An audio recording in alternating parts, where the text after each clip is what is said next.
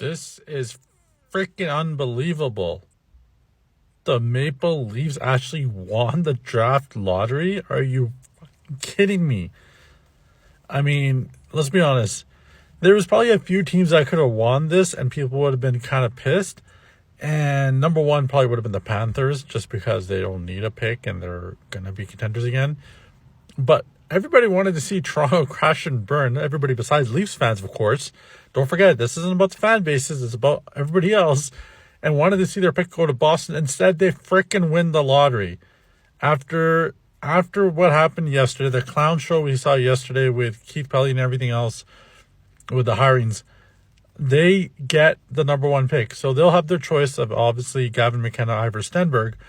But what this really means is, which way are they going to go now? Because to me, they don't need to run it back and keep Matthews and Nylander. Now that they have the number one pick, now's the time to actually trade them, because you have a shot to build from scratch with an elite talent. You're going to sell McKenna jerseys. You're still going to make your money. People are still going to come to watch the games. If you're just going to try to plug McKenna in and be like, that's our retool, it's not going to work, man. You still need goaltending. You have no defense. You have holes all over the roster. McKenna doesn't solve you guys' problems. So, unfortunately, for everybody else, the Leafs are going to be relevant at the draft. Whereas if the pick had gone to Boston, all we would have heard about is how Boston ripped them off.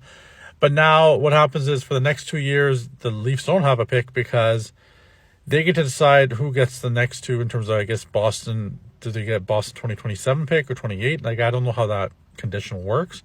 And then Philly gets the other pick. So in that sense, for Toronto, this is great. They got a piece they needed, obviously. But to me, if I'm Chayka, you make the move to trade Matthews, Nylander, get whatever you can, and you're off you go. You need to recoup some more draft capital, and here's a chance to rebuild really quickly because now you've got a winger. You got McKenna, and then let's say you take Stenberg, whatever, one of those guys, and you got Matthew Nyes.